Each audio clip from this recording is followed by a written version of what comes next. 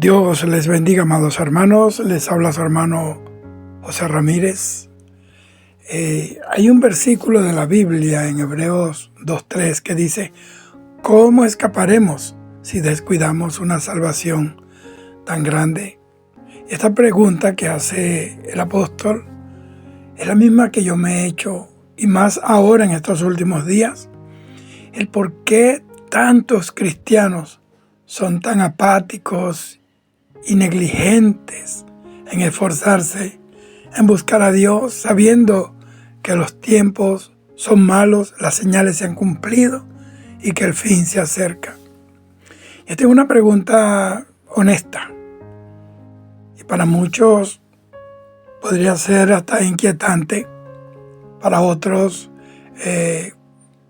fastidiosa, porque parece que los pellizca de su confort. Pero es que la brecha entre lo que se profesa y lo que se vive y lo que se es muy grande. Hay un cisma entre lo que la gente dice y lo que la gente es. Y hay unas causas que yo he encontrado primero como maestro de la palabra, como predicador del Evangelio de Cristo y como profeta del Señor. Lo primero que veo es un fenómeno, el fenómeno del cristianismo de herencia. Muchos crecen en entornos donde la fe es prácticamente un accesorio cultural más que una convicción personal y del espíritu. Cuando la fe se vuelve una costumbre dominical, el deseo de buscar a Dios se apaga, y es donde entra la rutina sobre la relación. Y es donde también se confunde conocer sobre Dios con conocer a Dios. Y esto ha producido indudablemente una inapetencia, una falta de hambre. Y si alguien siente que ya llegó porque cumple con ciertos ritos, entonces deja de esforzarse, cae en el conformismo. Como dice el proverbio, el que está saciado desprecia el pan.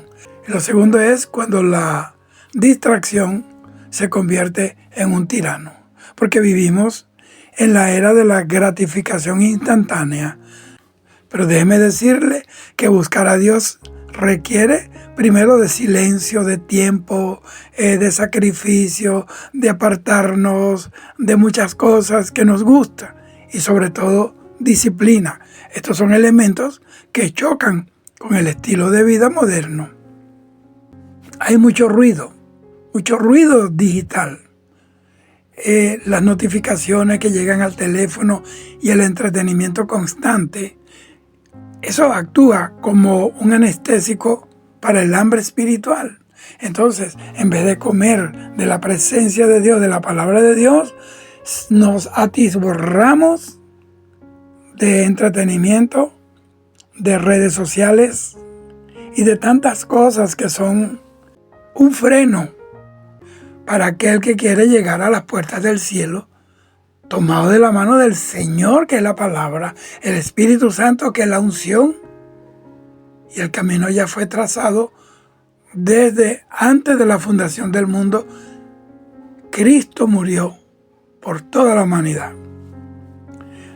Porque he visto también que las prioridades se han invertido, se han colocado los caballos detrás de la carreta. A menudo, hermano, el esfuerzo es diluido, o es absorbido, o es agotado por la carrera profesional o lo social, dejando para Dios solo las obras de la energía del fin del día. Le entregamos al Señor lo que nos queda. Él es el último recurso. Y aquí hay un problema muy serio, porque cuando se dan estos elementos y estos síntomas, es que la teología está mal entendida. A veces una interpretación errónea de la gracia genera pasividad. Y como le hablé en estos días de la gracia barata, esa gracia que está en oferta Esa gracia que no te va a costar nada, excepto una siembra y tú sabes, una semilla del reino, entre comillas. Pero tú no vas a sentir esa urgencia de dar un paso más por el Señor. Caminar la milla extra. Eso no lo determina ese concepto de la gracia barata. Porque existe la idea de que como la salvación es un regalo, es gratuito, entonces no se requiere ningún tipo de esfuerzo. Sin embargo, hermanos, aunque la salvación es gratuita, el discipulado cuesta todo. Porque el Señor dijo, el que quiera venir en pos de mí, niéguese a sí mismo, tome su cruz y sígame. 3 cosas que el hombre natural no está dispuesto a hacer. Y cuando se predica, se enseña y se reparte, o se vende, entre comillas, la gracia barata, entonces el temor reverente de Dios se esfuma. Porque se ha pasado de ver a Dios como un juez temible, que la Biblia dice que Él es el juez de toda la tierra, a verlo únicamente como un amigo cósmico, como un abuelito cariñoso que está sentado en algún lugar del universo. Qué equivocados están.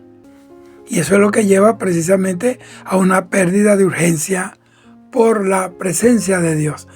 Lo dejamos para último. Él es el último invitado en la casa, en la familia, en el negocio, en los proyectos. Y es entonces cuando aparece el anestesiamiento por la comodidad. La comodidad anestesia. La comodidad, hermanos, vuelve apático, negligente y descuidada a las personas. Amados, en el contexto de relativa paz o de abundancia, es fácil caer en la autosuficiencia. Y esa autosuficiencia arma una trampa, que es la trampa del bienestar. Óigame bien, cuando no hay crisis, el ser humano, queridos hermanos, tiende a olvidar su necesidad de dependencia en Dios. Porque la comodidad es, irónicamente, uno de los mayores enemigos de la búsqueda espiritual. Y no te estoy hablando de que vivir bien, tener un mejor vehículo, vivir en una mejor casa, tener una mejor calidad de vida es malo. Claro que no, porque Dios quiere lo mejor para sus hijos. Pero que eso mejor de Dios no se convierta en un anestésico para tú buscar a Dios, que te absorba la energía, que te vacíe el tanque del combustible espiritual, o que te desgaste la batería de un guerrero que día a día lucha por su vida, por su familia, por el evangelio y también por los que están perdidos. Dios nunca va a ser hallado por los que lo buscan a medias, no porque el Señor se esconda, sino porque el corazón dividido no tiene ojos para mirar al Señor. Hermanos, y Dios nos ordena a esforzarnos y ser valientes. Y esta frase no solamente es un eslogan de ánimo, es un mandato directo que aparece en un momento de transición crítica, porque cuando Dios le dice a Josué, mira que te mando que te esfuerces y seas valiente, lo hace porque Josué estaba aterrado ante la idea de suceder a Moisés, y yo lo entiendo porque un pueblo tan terrible como Israel, que Dios le hacía un favor el lunes y ya el martes estaba rebelado contra él, y también tenía miedo de conquistar una tierra que estaba llena de gigantes. ¿Cómo sabía él? Porque fue uno de los 12 espías, pero de los 2 que trajeron él junto con Caleb, un buen reporte donde estaba impregnada la fe, pero en ese momento le falló. Porque no es igual, como dicen por allí, en el adagio popular, llamar al diablo que verlo venir. Él vio la estatura de los gigantes y el enemigo le trajo a su mente la imagen de los gigantes, y esa imagen bajó al corazón y lo hizo temblar. Por eso es que Dios tuvo que intervenir.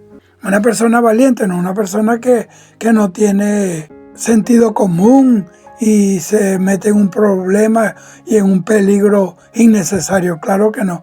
Una persona valiente es que tiene su corazón lleno de la palabra de Dios. Por eso Él le dijo que nunca se aparte de él ese libro de la ley, la palabra de Dios. ¿Por qué? Porque Efesios capítulo 6 dice que es la espada del Espíritu, con que nosotros podemos pelear esta batalla. Entonces, el esfuerzo es una decisión, no es un sentimiento, es una decisión. La apatía espera tener ganas para buscar a Dios. El mandato de esforzarse implica que la voluntad debe ir por delante de las emociones. Y en el hebreo original, la palabra para esfuérzate es la palabra chazak, que implica asirse con fuerza, fortalecerse o prevalecer. Cuando dice que las puertas del Hades no prevalecerán contra la iglesia, se aplica aquí la palabra chazak. Así que no buscamos a Dios porque nos sobra energía, sino que decidimos invertir esa energía en buscarle porque Él es la fuente de esa energía. De Él proviene nuestra fuerza. Y este sistema es aterrador. Créalo, hermano. Así que la valentía es el antídoto, es el armamento, es la herramienta que vence el sistema. Porque ser valiente en el contexto bíblico no es la ausencia de miedo, de temor, sino la obediencia a pesar del miedo. Este sistema ha clonizado al hombre. Así que para ser diferentes en estos días hay que ser valiente. En un mundo apático, buscar a Dios con fervor te hace ver delante de los ojos de la gente como raro, fanático o arcaico. Así que se necesita estar lleno de valor de Dios para priorizar la oración sobre el scroll infinito del celular o de las expectativas sociales. Se necesita ser valiente, créalo. Fíjese, David fue valiente, mató mucha gente, mató gigantes, pero José fue el verdadero valiente, no mató a ningún gigante, pero mató al gigante de la tentación cuando estaba solo en la casa y llegó esta mujer, me imagino que debe haber sido muy atractiva, como un camión sin freno para atropellar a este muchacho que no era un simple jovencito, hermoso físicamente, sino que este jovencito representaba el cumplimiento del plan de Dios para el pueblo de Israel. Él era el que llevaba el diseño de todo lo que Dios iba a hacer con Israel en esos días que el Padre Jehová le dijo a Abraham que sus hijos estarían 300 años en una tierra extraña, esclavizados. Y José fue muy valiente y el manto le hizo ser diferente a sus hermanos, que eran unas personas que no tenían buen testimonio, y él los denunció. Mire, se necesita ser valiente para denunciar la corrupción de Estado, para denunciar la corrupción política, para denunciar la corrupción institucional, para denunciar la corrupción en el concilio, en la iglesia. Se necesita ser valiente. Por eso es que la Biblia dice que si nosotros nos callamos, las piedras van a hablar. Y usted sabe cómo terminan las piedras, terminando aplastando a la gente de Dios. Cuando los enemigos invadían un territorio, ellos arrojaban piedras, porque esas piedras inutilizaban el terreno, dañaban la siembra, obviamente no iba a haber cosecha. Así que tiene que tener cuidado y atiende bien lo que yo estoy diciendo. También necesitamos valentía para vencer el pecado. Muchas veces la apatía es una capa protectora para no lidiar con esas áreas oscuras de nuestra vida que Dios quiere transformar. Pero entonces nos echamos un barniz, que somos valientes, que sí podemos, yo brego con esto, yo me metí en esto y yo salgo de esto. Y ahí están, y ahí están. Lo que inicialmente parecía que era como tela de araña se convirtieron en cadenas y hoy en día no pueden salir de ese escollo espiritual donde se metieron, primero por falta de temor de Dios, por falta de ser vigilante, orar y buscar de Dios, pasar tiempo en su presencia, que es la que nos da la fuerza para vivir en un mundo infectado de pecado. Por eso cayeron ahí, porque confiaron en sí mismos y no en Dios. Y Dios mandó: mira que te mando y que te esfuerces y seas valiente. Hay una promesa divina que sostiene este mandato, porque Dios nunca va a dar un mandamiento sin dar un recurso. Fíjese que el versículo no termina en el esfuerzo, termina en la presencia. Dice: porque Jehová tu Dios estará contigo en donde quiera que vayas. Fíjese, mire dónde termina este versículo, es una promesa de su presencia. La Biblia dice: mi presencia irá contigo y te daré descanso. Una persona que no tiene la presencia de Dios, que nunca busca la presencia de Dios, siempre va a estar agotada, cansada, va a soltar la cruz, va a soltar el arado y se va a acostar allí con los negligentes. Y cuando abra los ojos, quizás ya sea tarde. Por eso el Señor dice: despiértate tú que duermes y levántate de entre los muertos y la luz de Cristo te iluminará. Entonces yo creo que la razón por la que muchos cristianos son apáticos es porque olvidan esa presencia. Hermano, la presencia de Dios me empuja todos los días a hacer algo por su reino, a hacer algo por su nombre. Y si nosotros en realidad creyéramos de todo corazón que el Creador del universo está de nuestro lado, la apatía sería imposible. El asombro nos obliga a movernos. Cuando decimos: Dios, tú estás conmigo, eso te da fuerza, te inyecta, te imprime una energía, una fuerza que tú no tenías. La fuerza de Dios en ti. Mire, si la apatía, la negligencia es el virus, el esfuerzo deliberado, creído, querido y puesto en obra, y la valentía de creer son los anticuerpos, son los antígenos que destruyen esos virus satánicos. Y los ministros del Evangelio deben inculcar a los creyentes la cultura de la diligencia y el esfuerzo para llegar a ser cristianos activos y no simplemente asistentes eventuales pasivos. Porque el rol del ministro no es solo alimentar a las ovejas, sino también entrenar soldados. Mire, si un pastor solo da sermones motivacionales sin exigir compromiso, está criando consumidores espirituales en lugar de discípulos. Así que debemos pasar del sermón al entrenamiento, y eso se llama discipulado. Y ese modelo de asistente eventual se rompe cuando la iglesia deja de ser un teatro y se convierte en un gimnasio espiritual donde van a desarrollar músculos espirituales, donde se van a entrenar para ir a la batalla. ¿Y qué batalla nos espera? Hermanos, la gran comisión. Óigame bien, la gran comisión. Jesús no dijo: hagan asistentes. Él dijo: hagan discípulos a todas las naciones. Y el discípulo es, por definición, un aprendiz activo. Todos los días se aprende, porque el conocimiento es infinito. El conocimiento es elevado a la N. Debe haber un involucramiento práctico, hermano, en espíritu, alma y cuerpo. Y los ministros deben delegar responsabilidades que requieran esfuerzo. El sentido de la pertenencia nace del servicio, no de la observación.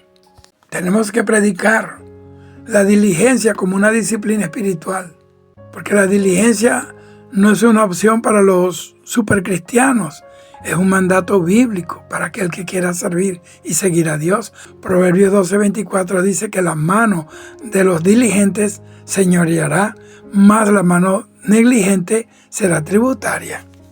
Pero hay un costo del seguimiento.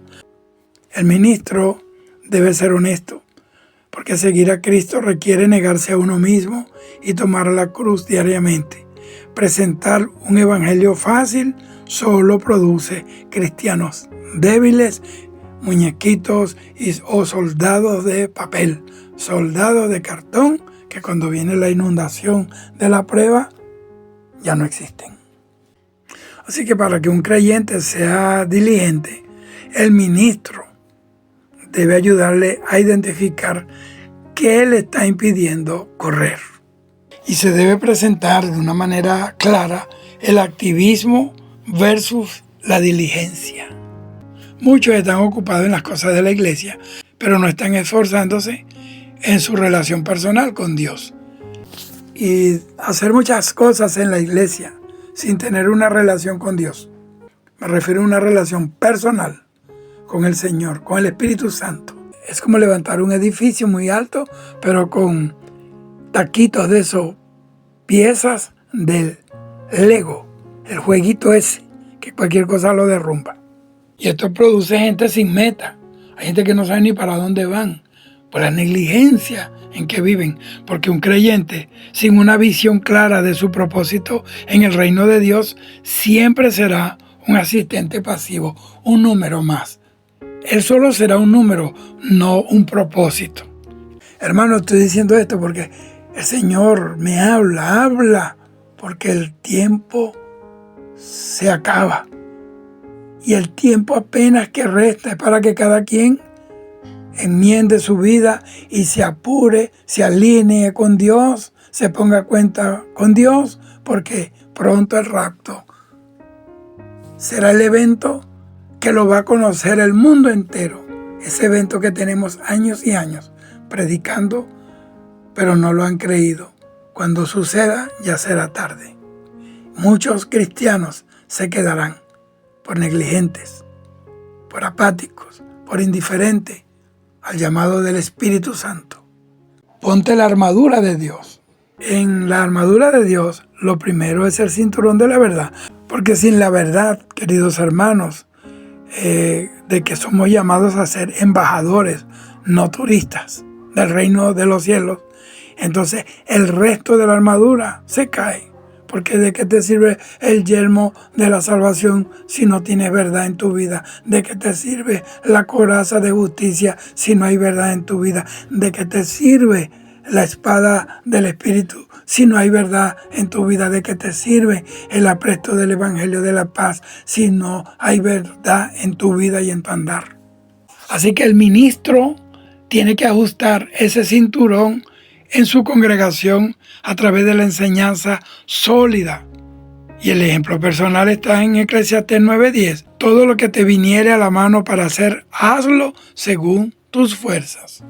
Mire, para que un ministro pase de la teoría a la práctica y logre ajustar el cinturón de la congregación, el mensaje que predique debe ser directo, confrontador, obviamente también esperanzador.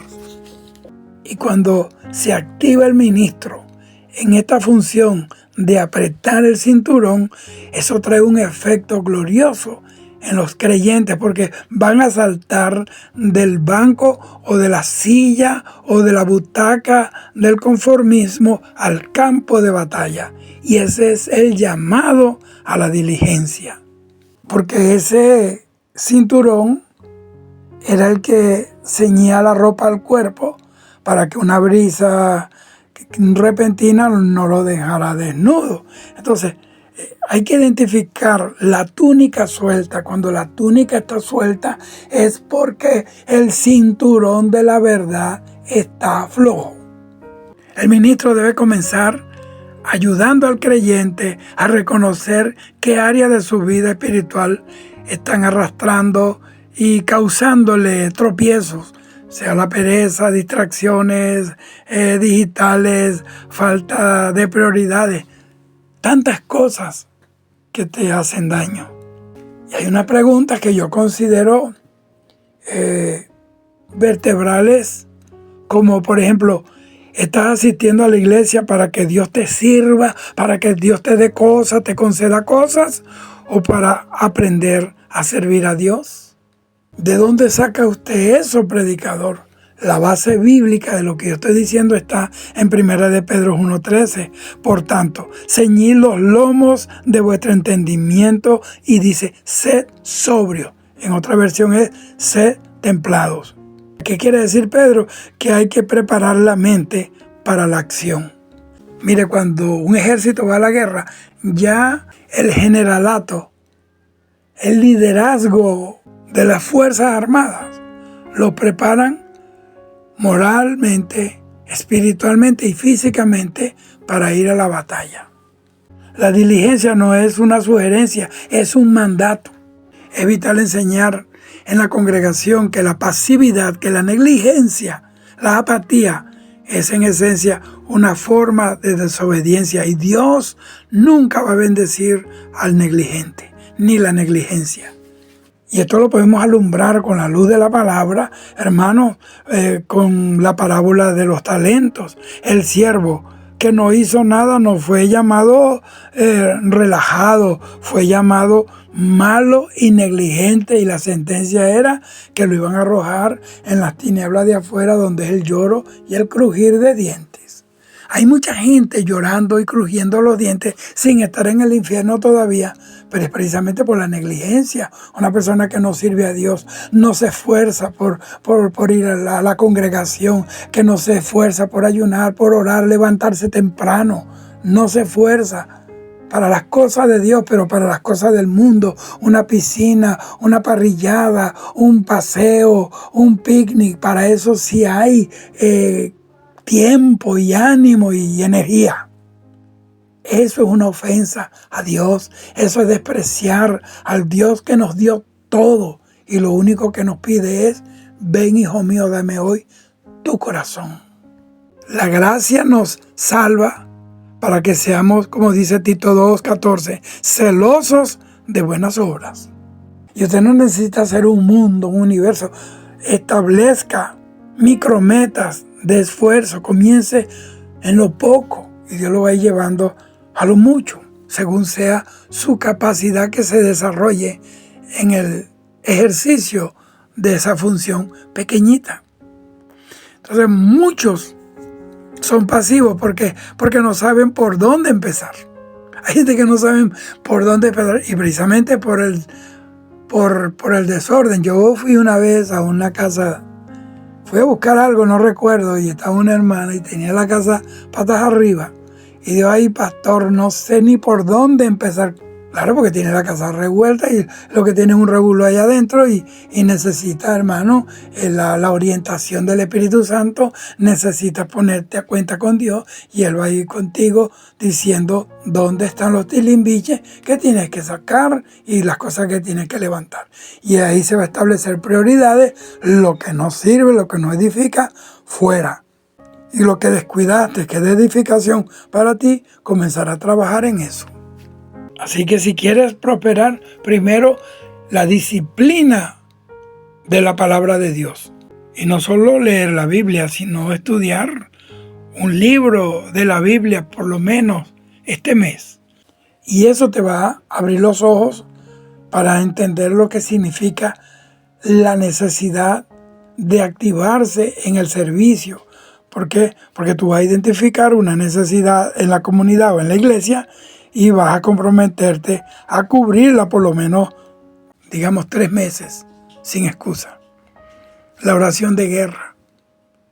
Pasar de la oración de lista de deseos, como el que va a ir al mercado con una lista de cosas, a la intercesión por otros. Una intercesión de guerra. Porque cuando tú intercedes por otro, eso es algo que Dios ama tanto, porque es una oración de esfuerzo, de sacrificio y sobre todo donde no hay egoísmo, porque no estás pidiendo por ti, sino por otro. Pero en todo esto está el ejemplo del ministro, porque el líder debe ser el primero en mostrar una vida de estudio, de oración, de servicio, de sacrificio, de entrega. Y sobre todo, de verdad. Por eso la Biblia dice en Hebreos 13:7, acordad de vuestros pastores que os enseñaron la palabra de Dios, considerad cuál haya sido el resultado de su conducta e imitad su fe. Hay ministros que no es bueno imitarlo, porque no son buen ejemplo. Por el contrario, se pueden convertir en unos apagafuegos en el corazón de alguien que Dios está levantando para un propósito. Por eso tenemos que poner nuestra mirada en el Señor. Y lo más tremendo es que no buscar a Dios diligentemente arroja consecuencias trágicas, hermanos queridos. Y este tema es un tema profundo y a menudo pensamos en las consecuencias como castigos externos, pero en la perspectiva bíblica, y es lo que yo estoy hablando ahora, muchas veces son el resultado natural de alejarnos de la fuente de la vida, que es Dios. Es como desenchufar una lámpara. En ese momento la oscuridad no es un ataque, es simplemente lo que sucede cuando no hay conexión con la corriente, con la electricidad. Y no es que la oscuridad sea más poderosa que la luz, simplemente que la luz no existe porque no se conectó a la fuente de poder. La indiferencia espiritual, la negligencia espiritual en buscar a Dios, eso trae un costo bien alto. La palabra de Dios dice en Hebreos 11:6, pero sin fe es imposible agradar a Dios, porque es necesario que el que se acerca a Dios crea que le hay y que Él es galardonador de aquellos que le buscan. No buscar a Dios diligentemente es la responsable de la pérdida de la claridad y el propósito de Dios en un creyente. Porque cuando no buscamos a Dios, nuestra brújula moral y espiritual se descalibra, se desenfoca, se desalinea. Y entonces empezamos a tomar decisiones basadas en impulsos temporales en lugar de tomarlas en principios eternos. ¿Y qué consecuencia nos deja esto? Confusión mental y falta de paz en la toma de decisiones. Porque la palabra de Dios dice en Isaías que el resultado, el efecto de la justicia será la paz. Romanos 1:21 menciona que al no glorificar a Dios, los razonamientos del ser humano se volvieron vanos y su corazón fue entenebrecido. No buscar a Dios vuelve a un creyente vulnerable ante la tentación. Jesús fue muy claro. En Mateo 26:41 dijo, velad y orad para que no entréis en tentación. Entrar, no caer. Caer cuando tú entras en tentación. Fíjate, entrar en tentación es como que tú cruzas una puerta que por fuera Dios te dice, peligro, no cruces. Pero cuando nos desconectamos de Dios, no sabemos leer las señales de Dios, nos volvemos analfabetas en cuanto a leer los consejos del Espíritu Santo. Y esto produce una voluntad debilitada. Sin la fuerza del Espíritu Santo, nosotros vamos a ceder más fácilmente a hábitos destructivos y al egoísmo. Vamos a ir detrás de una mentalidad hedónica y nos olvidamos de que en Dios hay sí y hay no. Y por eso usted ve personas, árboles buenos cristianos, que dieron frutos buenos, pero resulta que se desconectaron de la fuente de la vida, de la savia de la vida, que es el agua, que representa el Espíritu Santo. ¿Y qué pasa con esos frutos? Se secan los frutos. Esa es la consecuencia grave también, hermanos, de no buscar a Dios, porque se secan los frutos del Espíritu en nuestras vidas.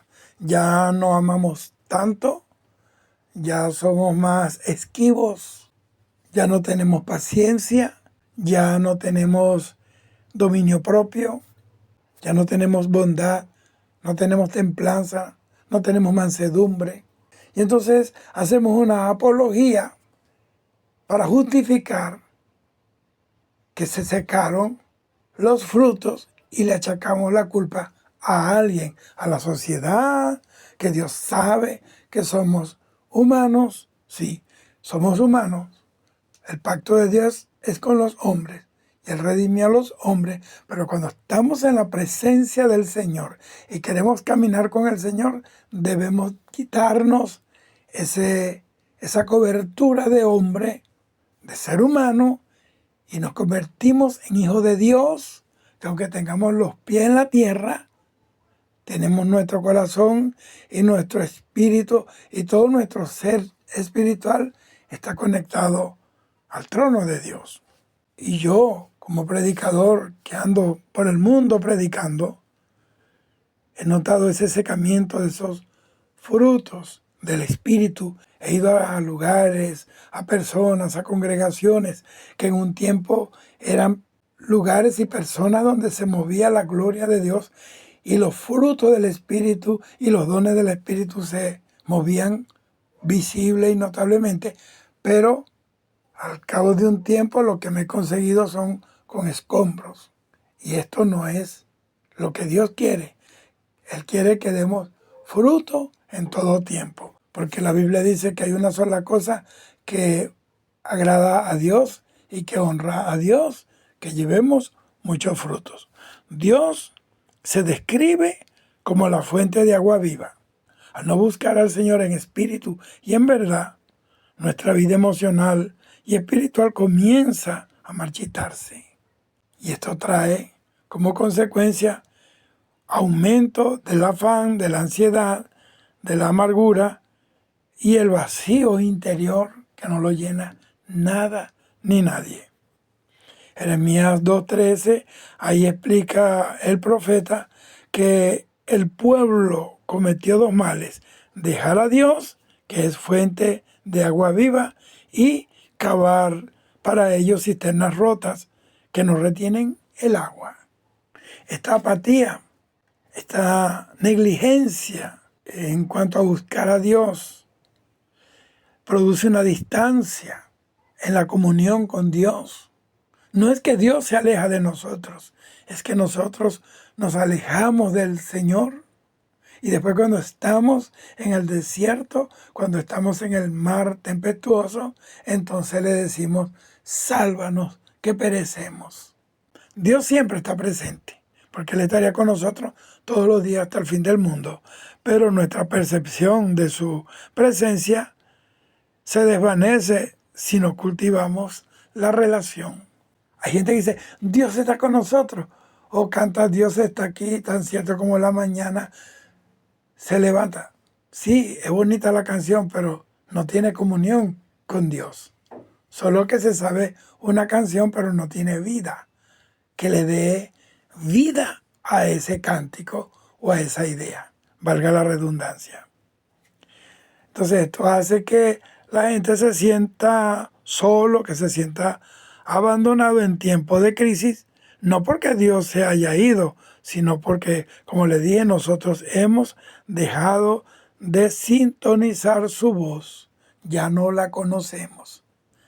Para terminar, queridos hermanos, queridos amigos, pastores, buscar a Dios no es una carga religiosa, es una necesidad vital.